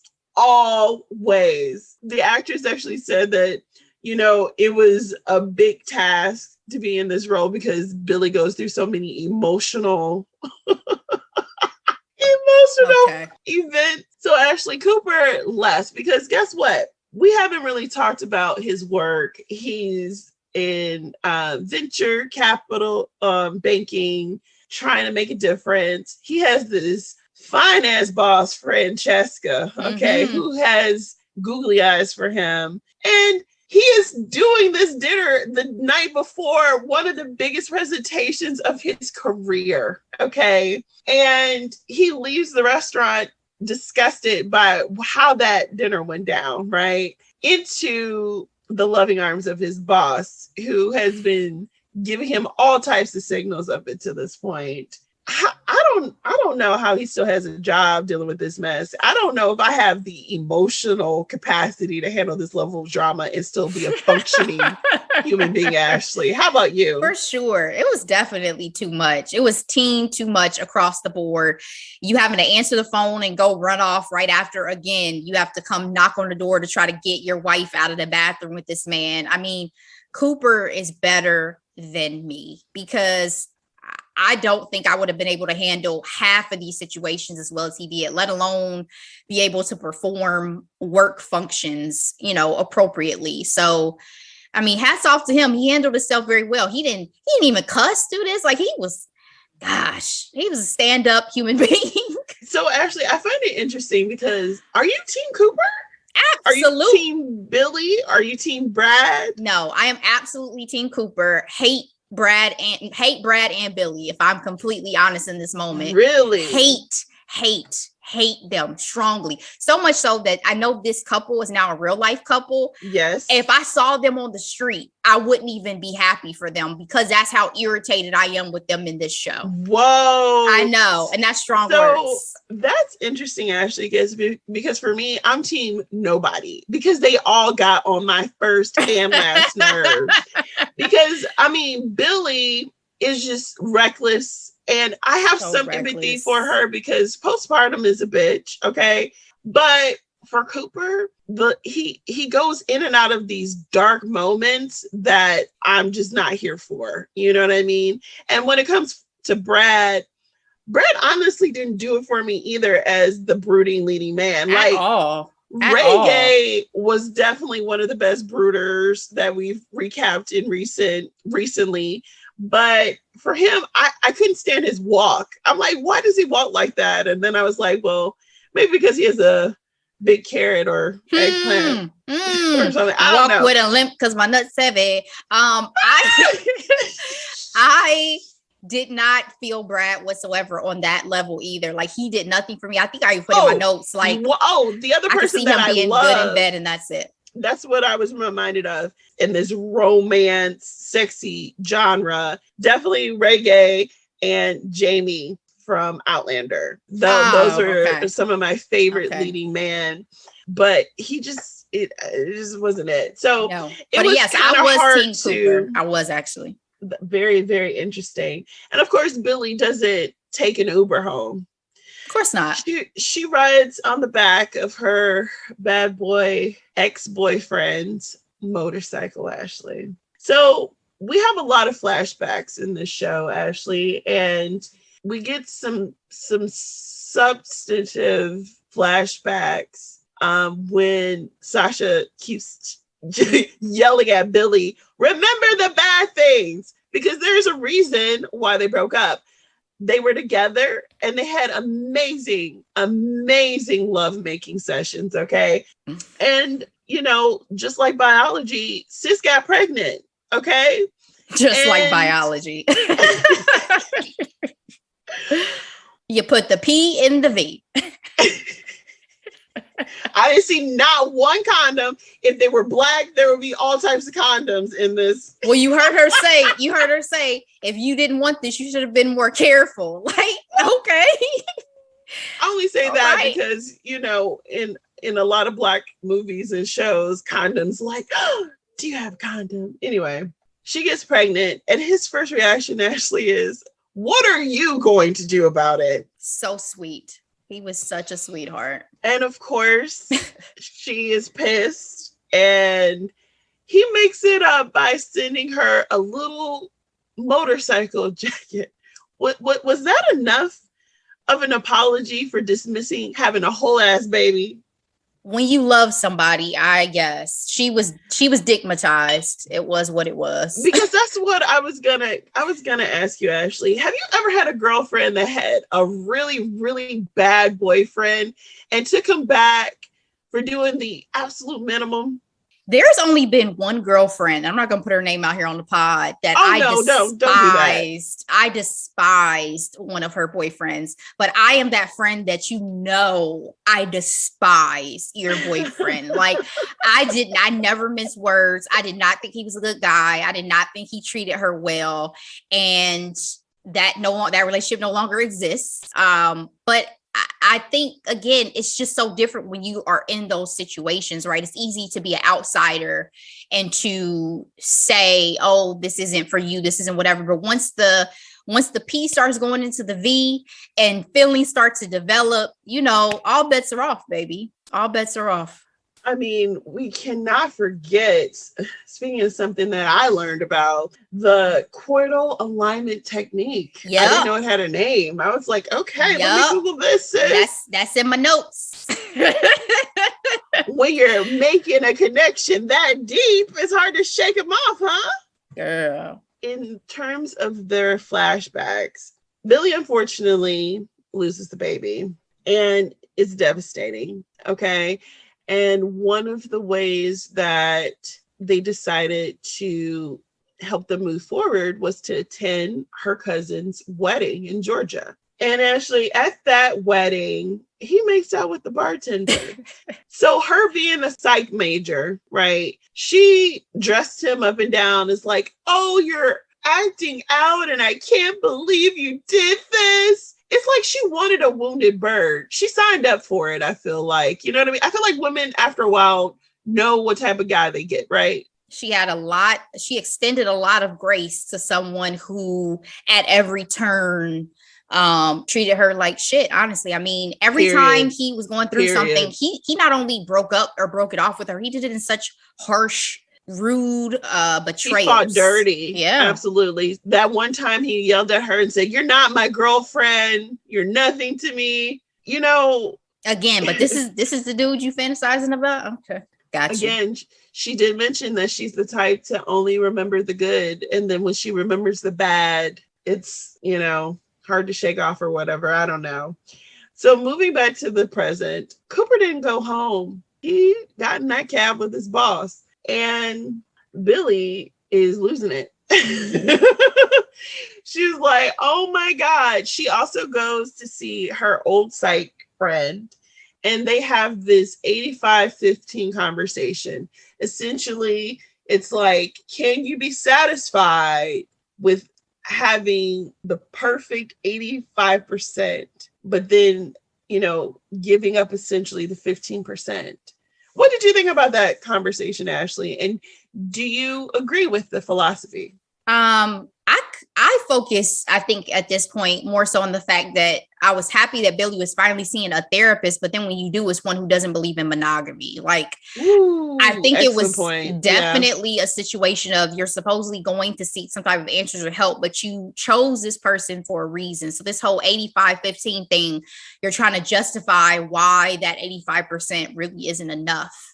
And the conversation ends with the therapist saying the same thing. So I understood the perspective that maybe even though your life from the outside looks so good, there's still 15% of you that is unhappy, but is 100% possible? Is it? It's that conversation of having it all or having it all, but just not all at the same time. Mm-hmm. Because in Billy's case, sex with Cooper sucked. It sucked, especially from what she once had, right? Can I just say that I heard a statistic recently that 50% of married couples feel that their spouse is the worst sex that they've ever had. Holy moly. I know. And I said, well, I guess that's why there's a 50% divorce rate, because that sounds terrible.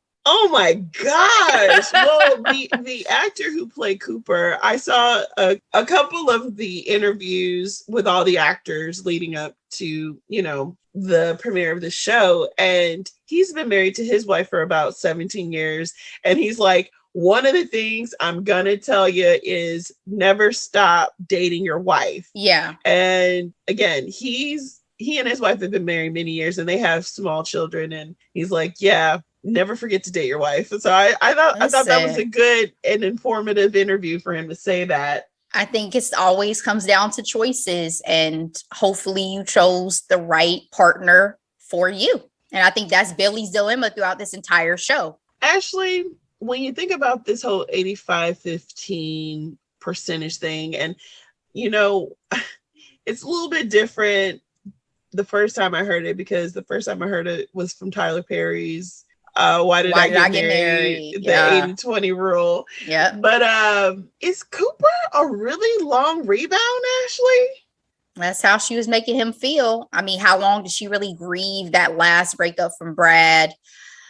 Again, my thing with the Brad, after seeing everything that went down, is like, if this is your person, then just get a divorce. Like, I don't understand why we're going through all of this at this point. Like, it just felt very, very self-sabotage. It felt very narcissistic. Like, you have a lot of other factors to consider. If you, at this point in your life, after 2 kids and all these years of marriage, still question whether or not your husband is the one, baby, get a divorce. She's so hormonal, Ashley, at this point. Like, when I tell you, and this is my experience, so I'm not going to put that on every woman who's had a child. I didn't feel like myself until well after a year my child was here. You know what I mean? So I feel like she's making a lot of spontaneous decisions and actions that have lifelong consequences. Yeah, and it's not being addressed. That's what bothers me. It's not being addressed. Go see a therapist. Go to some type of religious institution and get some help. I don't understand why you're going down this path. Oh, Ashley, she thought after having this conversation, it would be a great idea to have a face-to-face with Brad again. And as I mentioned, with him being the vampire that he is, he keeps dangling this carrot in front of her face, or is it his dick? I don't know. Both. Well, I have something to share with you, because apparently there's a new and improved Brad in these streets. Okay. And they have this face-to-face, and he's changed because he did the one thing that part of the flashbacks talks about that she was encouraging him to do. He met his dad, and he goes into this long sob story about seeing his father in the nick of time because he was sick and dying. And ultimately his father made a lot of assumptions about Brad not wanting to see him because he had been absent for so many years, and he discussed about being a drug addict and all these things. And of course, at the end of this conversation, they make their way outside, and all he wants to do is ask her to come up to his flat. Mm-mm. And then he had the nerve to tell her not to check her phone. Mind you, this is a woman with 2 small kids. If you love me, this is disrespectful. Like, what do you mean? Don't check my phone. Show is disrespectful. Like, y'all about to full on kiss. She got all these missed texts and calls from her husband. Her children are wondering where she is. Like, and acted shocked. And is she really that flighty though? Because you cannot tell me she was so mesmerized by Brad that she just didn't check her phone. She suddenly forgot. She suddenly forgot about her life. Brad's definition of hurt people. I was not here for any of this. I just don't understand why you even felt the need to give him this moment of airtime, because this was the reason why he hurt you so bad in y'all final breakup, was over this issue of talking to his father. So he did not deserve that moment with you. He didn't. That's an excellent point. She makes it home. Cooper's not there. Mind you, this is the same day Cooper lands the biggest account in his career. And she, dramatics ensued. Okay. She throws her computer because she saw it open, because Cooper at this point is freaking addicted to reading her shit. I'm just like, sir, are you, what's that saying? A glutton of punishment? Like, Stop, please. Obviously, he comes back. They decide to work things out. And the solution they have, Ashley, is to go to a sex party. Episode 7. Would you go to a sex party? Don't answer. I'm just giving you a lot of grief right now, Ashley. We never know what could happen in the future. I will say that.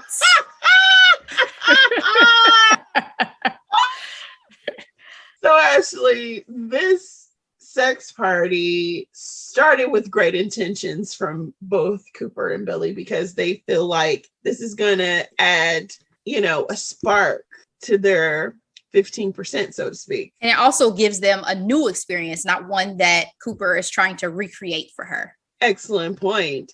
They are invited by Trina and Devin, Trina being part of the Suburban Mom Club and Devin being a co-worker of Cooper's. But Billy really quick realized that this isn't her cup of tea. Like, she likes to do her raunchy shit in the privacy of her own home. She don't like to be on display. And this is where I have a problem with Cooper, because Trina makes a pass at Cooper and he tells her to proceed. And he did it out of angst. Okay, Ashley? Yeah. He saw it across his face. And as soon as sleazy friend Devin comes around wanting to put his tentacles into Billy, all the pent up rage that Cooper has been holding on is unleashed on Devin's face.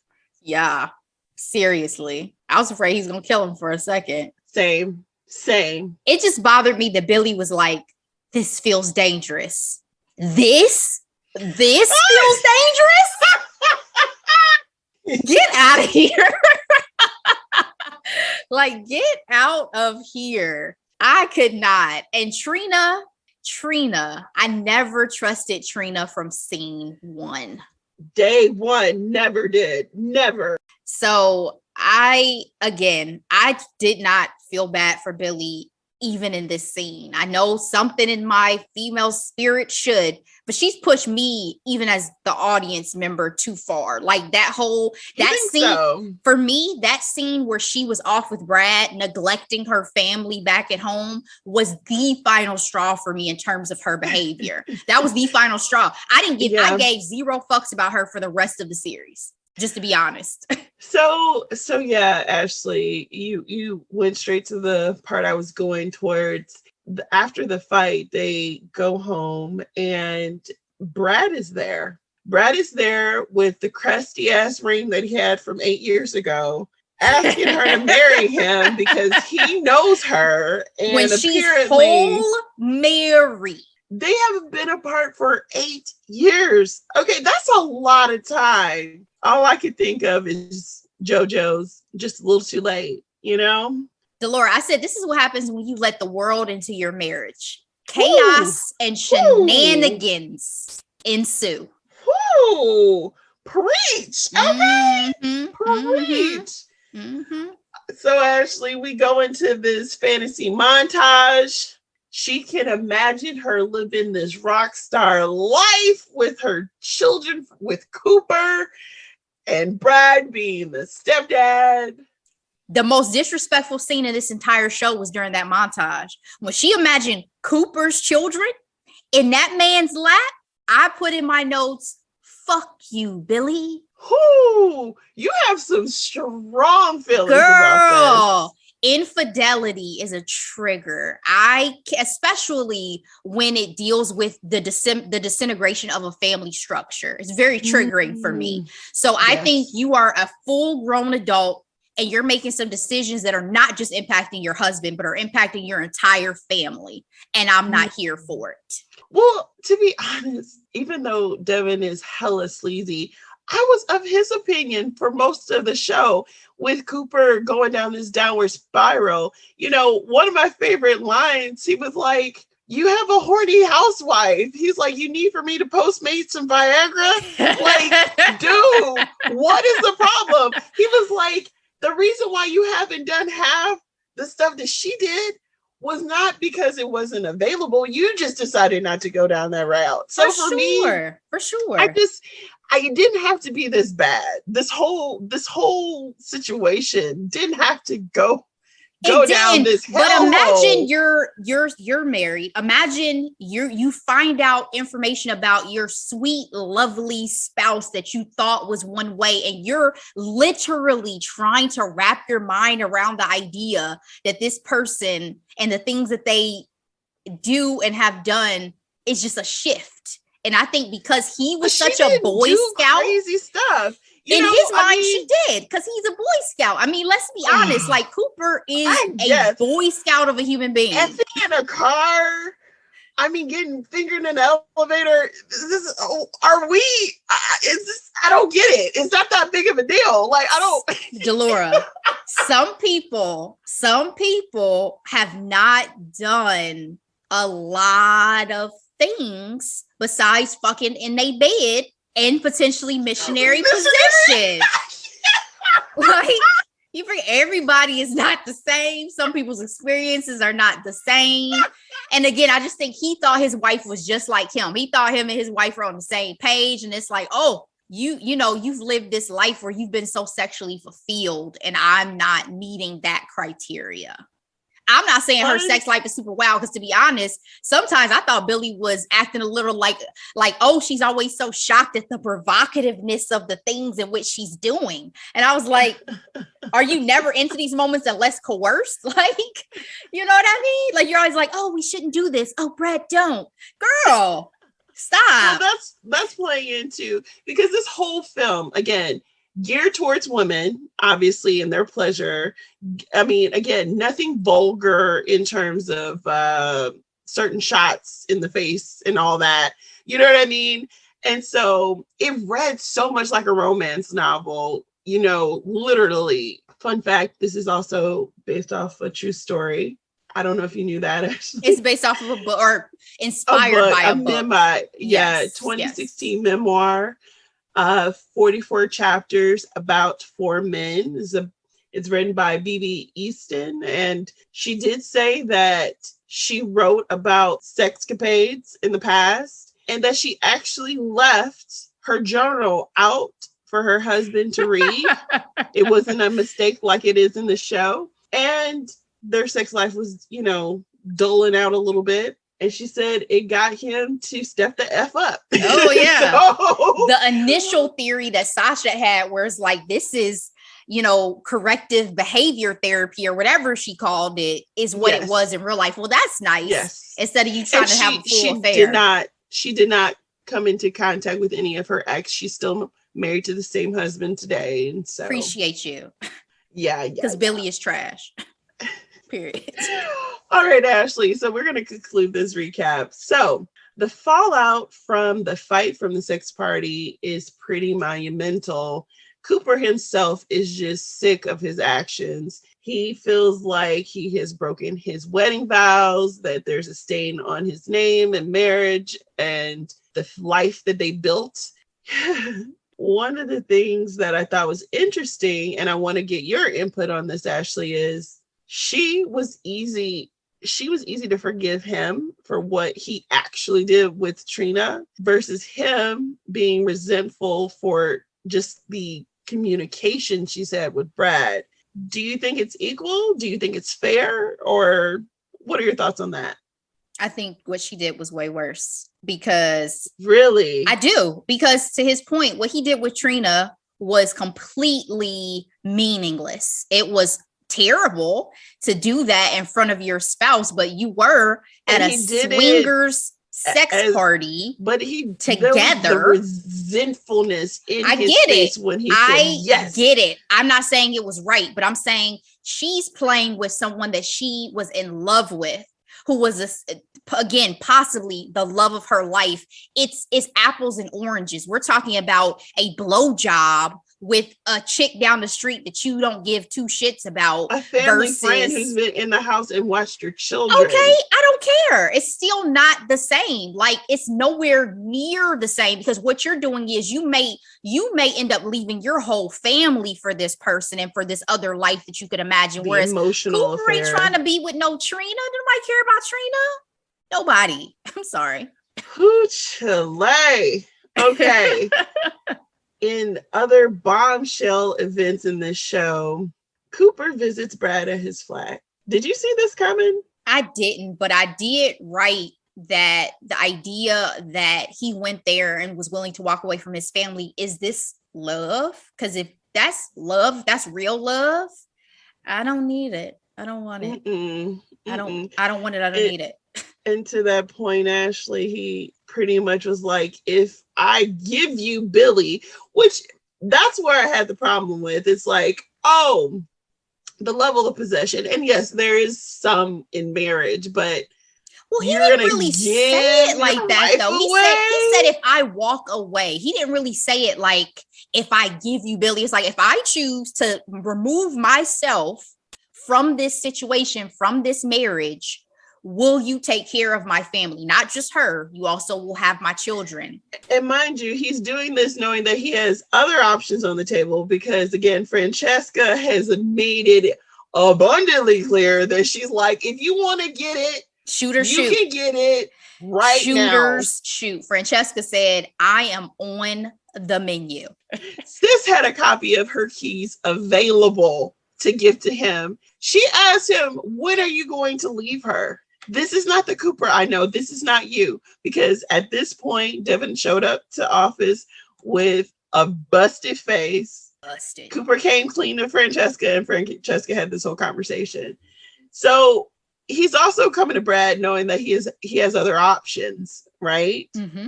So to me, that this isn't as sweet as I think he's trying to make it, because I just feel like I don't know if he would have been there if he didn't have other options, frankly. That's a great point. I don't know either. That's why I said if this is considered love, of this, because to me it doesn't feel like it. Like, nothing in this series felt like real love. How is it this easy to do things like this? And I get it, again, she's going through her thing, but it just felt so hurtful to me that these adults are behaving in this way, I guess. Like, if this is how the world is, I hate it here. You know what I mean? It is absolutely how the world is. Ashley, you can't make up, you know what they say, the truth is better than fiction, or real life is better than fiction. And I get that there are people who really do these things. I'm saying, like, i.e., the hottest topic this time last year was the entanglement between Jada Pinkett Smith and Will Smith. I get it. I'm not saying that. So when I say if this is how the world is, I mean, like, I know that there are still the great couples out there. I know that there are still the great solid marriages out there. I know that real love and genuine companionship really does exist. I'm saying part of the things that gets me sometimes about these shows we watch, these movies we watch, is the idea that this is giving me a glimpse of what society is like and what we're beginning to accept. And I'll get to that a little bit more at my very last final thoughts. But it's just like, there's part of me that felt like the decisions that Billy is making, I'm supposed to accept because of what she's going through. And I don't, because where's your morality? Where is your integrity? Where is your ethics for what you're supposed to be doing as this person's wife? All valid, but Ashley, I actually was talking to one of my best girlfriends, Aaliyah, about this because I had a birthday last week. You know, I said this. I said, the older I get, the more I realize life isn't black and white. I get that. And when it comes to marriages and relationships, there are all types of arrangements. And at this point, I know what's best for me and my household, but I have no opinions. Opinions. I get at that. This point. I get that it is not black and white, that we as adults have very much shades of gray. But I guess in this case, it feels like there's a lot of harm and hurtful things being done to people that you supposedly love. If that were not the case, it would be different. Again, I don't even think Billy would have done half of this stuff if Cooper hadn't started spiraling. I disagree. I disagree with that 1,000%. I disagree with that 1,000%. Wow. I think that she was going to go down this path regardless, because the seeds were being sown even in her interactions that she was having with Sasha, and the fact that she was seeking out opportunities to go to the city, and all these other caveats that had nothing to do with Cooper's actions. I 1,000% disagree. I think she was going to do this shit regardless. Now, Cooper may have been none the wiser in that case, and maybe he wouldn't have been doing his extra shit with Francesca, but I definitely think Billy was going down this path. Whew. Okay, Ashley. So in the all shucks conversation between Cooper and Brad about, no, she doesn't love me more, she loves you. Again, in conversations I know no Black people have ever had. Because someone's dead. Someone's dead. The foolishness. Cooper leaves Brad's apartment to be with his wife. Okay. And they decide to come together. He loses his partnership and he stands up for his wife against the mommy bullies at the school show and tell. And they go on to reconcile their relationship. Billy goes on to getting back to herself in terms of going back to school and embracing all of herself as an ambitious woman, a mother, and a wife. But Ashley, she goes to Sasha's book release and she talks about the third way. And the third way essentially is a way different than all the typical ways that society places expectations on women, because Sasha highlights in her book that women tend to fit men's expectation, and this will only lead to real rage and desperation for the need to release it.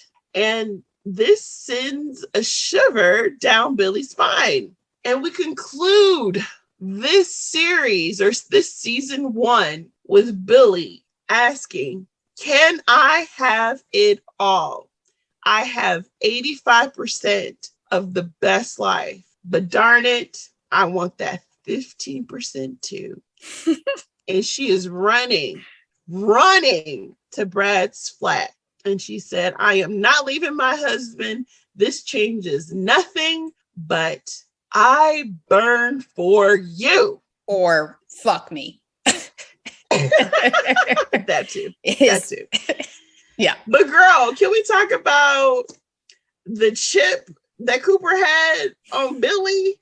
Tracking her moves, yeah. Like a dog. I think what is unfortunate is because it is a woman doing this and he's a man, it seems more possessive than if it were a woman tracking her husband who's been potentially fucking around on her. I think the perspective, or checking that Fitbit. No, I just think the perspective is different because of that. Because at the end of the day, are we to final thoughts? Can I get my final thoughts? Absolutely. Okay, so, and I had to write this down because you know how I get. I tried to find empathy for Billy throughout this series, Delora, and I couldn't come up with any, possibly because of the stage of life I'm in, possibly again because some of the things she did was very triggering for me, whatever. The recklessness in regards to love and marriage for me was beyond upsetting. When you have all the good things and it's still not enough, it's you, sis. It's you. I feel like the show tried to wrap Billy's bad decisions in the end in a cloak of feminism. And I'm not buying that shit. Being a feminist shouldn't entail hurting your family and people that you love, i.e. adultery. Go to therapy or get a fucking divorce and let Francesca have Cooper because I'm over it.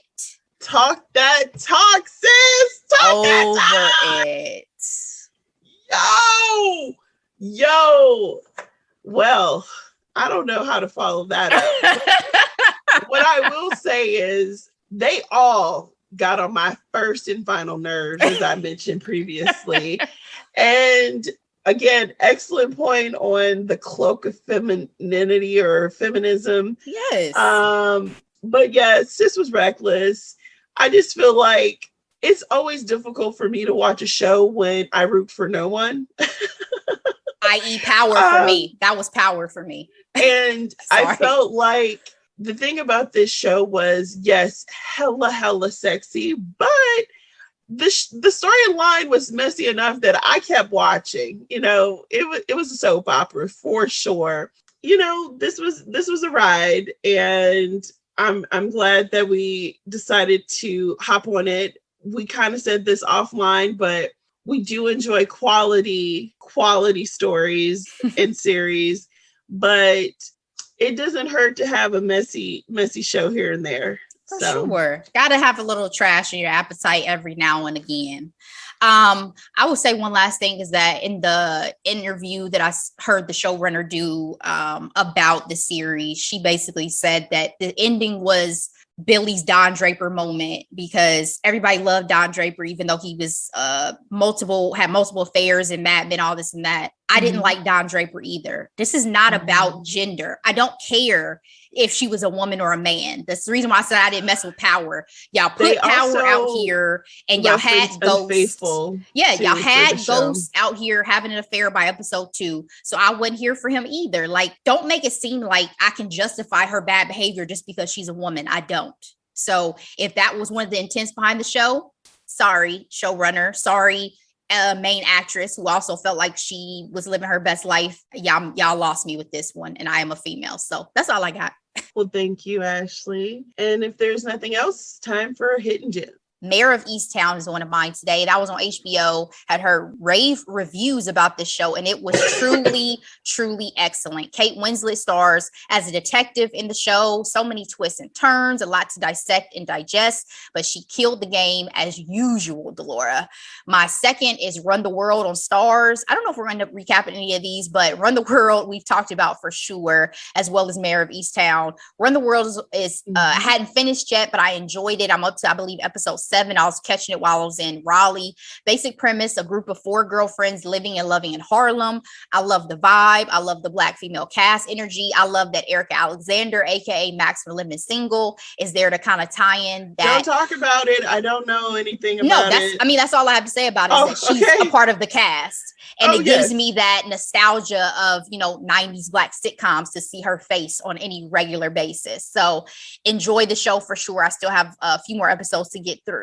The White Lotus is my last hidden gem, which is on HBO as well. I've only seen the pilot. Pilot's the only thing that's been released, but I am intrigued. Stars Connie Britton, Natasha Rothwell from Insecure, Jennifer Coolidge, who 90s kids know as Stifler's mom. And it's about the staff and guests at a Hawaiian resort. It's this dark satirical comedy, which is one of my favorite genres of shows. So we'll see how it goes. But right now it is hidden gem because I think it has promise. And those are my 3 for this week. Thank you, Ashley. So my hidden gem this week are novels. Since this series is essentially a romance novel in the flesh, I chose to highlight a Black woman author, romance writer. Her name is Jasmine Guillory. She has written 6 books, and they've all come out relatively quickly in the last couple of years.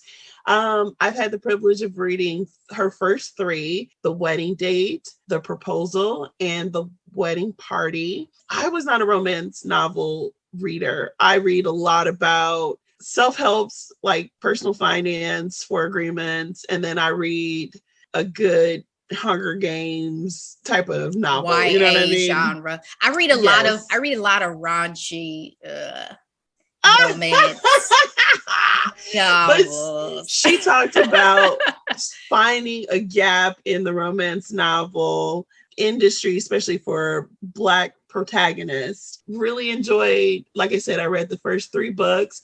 I cannot wait for them to be made into movies because all the books are in the same universe, like the MCU, and it's going to be adorable. And so those are my hidden gems this week, Ashley. Nice. Okay, guys, we know we've run a little long, but I hope you stuck with us and enjoyed Sex Life. We will be back next week. We haven't decided on our recap yet, but we will keep you posted. So stay tuned to our Instagram at Recapping Podcast for what we do next. As always, thank you guys so much for listening. Love you. Take care of yourself. Have a good one. Bye. Bye.